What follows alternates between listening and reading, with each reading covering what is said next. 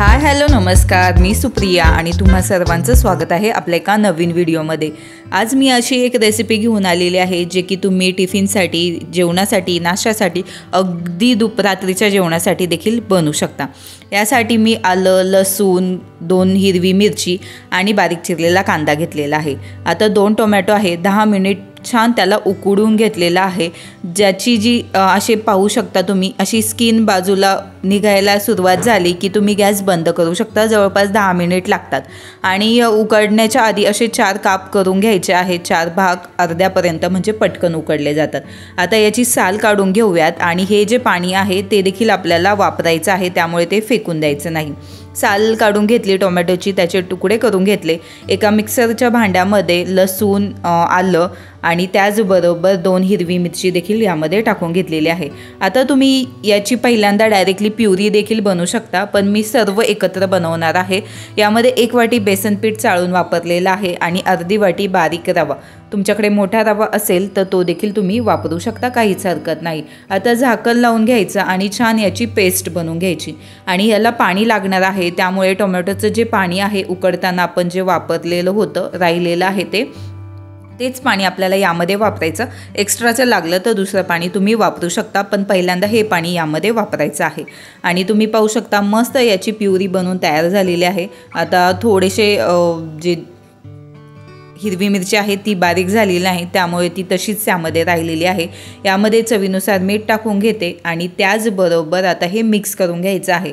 आता यामध्ये तुम्ही तुमच्या आवडीच्या भाज्या देखील वापरू शकता, गाजर किसलेलं किंवा ढोबळी मिरची। मी या ठिकाणी कांदा वापरलेला आहे आणि बारीक चिरून घेतलेला आहे अगदी। आता यामध्ये आपण रवा वापरलेला आहे, त्यामुळे पहिल्यांदा ह्याचं बॅटर आपल्याला बनवून घ्यायचं आहे, कारण हे बॅटर 10 मिनिट ठेवल्याच्या नंतरनं फुलतं, त्यामुळे थोडंसं पाणी टाकून याचं बॅटर बनवून घेतलं। त्यानंतरनं बारीक चिरलेला कांदा, बारीक चिरलेली कोथिंबीर टाकून घेतली आणि मसाल्यांमध्ये मी हळद आणि लाल तिखट वापरणार आहे। तुम्ही मुलांसाठी बनवत असाल तर फक्त गरम मसाला, जिरेपूड वापरली आणि हळद पावडर तरी देखील चालेल, पण हे सर्वच खाणार आहेत, त्यामुळे मी यामध्ये लाल तिखट देखील मिक्स करून घेतलेलं आहे। आणि याची कन्सिस्टन्सी तुम्ही पाहू शकता अशा पद्धतीने बनवून तयार झाली आहे।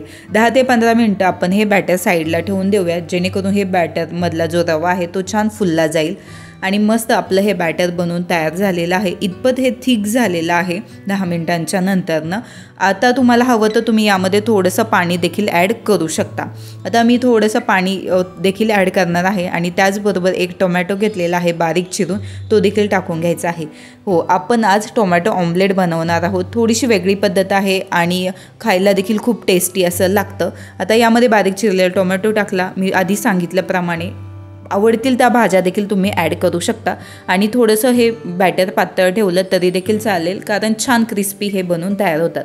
पहिल्यांदा साईडने हे बॅटरमध्ये असं टाकून घ्यायचं आणि त्यानंतरनं मध्ये, आणि हवं असेल तर पातळ बनवण्यासाठी जे एक्स्ट्राचं बॅटर आहे ते अशा पद्धतीने चमच्याने बाजूला करून घ्या, जेणेकरून व्यवस्थित असा पातळ याचा धिरडं म्हणू शकता किंवा डोसा म्हणू शकता, आंबोळी म्हणू शकता, काही देखील तुम्ही म्हणू शकता याला। धिरडंच छान वाटून ऑमलेट पण आहे। हे बनवून तयार झालेलं आहे। तुम्हाला हवं तर तूप, तेल, बटर काहीही लावू शकता आणि मस्त वरची बाजू छान सुकली गेली की मग पलटी करून घ्यायचं आहे। आणि तुम्हाला सांगते अजिबात तव्याला चिटकत नाही। नॉनस्टिक तवा वापरायचा आहे, पण तरी देखील काही धिरडं तव्याला चिकटतात, पण हे अजिबात चिकटणार नाही आणि मस्त असं थोडंसं क्रिस्पी बनून हे तयार होतं। मीडियम टू हाय फ्लेमवर आपल्याला हे दोन्ही बाजू छान खरपूस अशा भाजून घ्यायच्या आहेत आणि या ठिकाणी आपलं टोमॅटो ऑमलेट बनवून तयार झालेलं आहे। जाळी देखील खूप छान पडलेली आहे आणि मस्त अशा पद्धतीने तुम्ही टोमॅटो ऑमलेट टिफिनसाठी देऊ शकता किंवा टोमॅटो ऑमलेट ब्रेड बनवू शकता किंवा चपाती बरोबर खाऊन रोल बनवून देखील खाऊ शकता। मस्त रेसिपी आहे।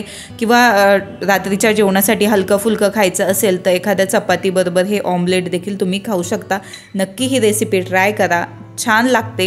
ट्राय केल्याच्या नंतर कमेंटमध्ये मला सांगायला विसरू नका की तुम्हाला हे ऑमलेट कसं वाटलं ते, आणि व्हिडिओला लाईक पण करा।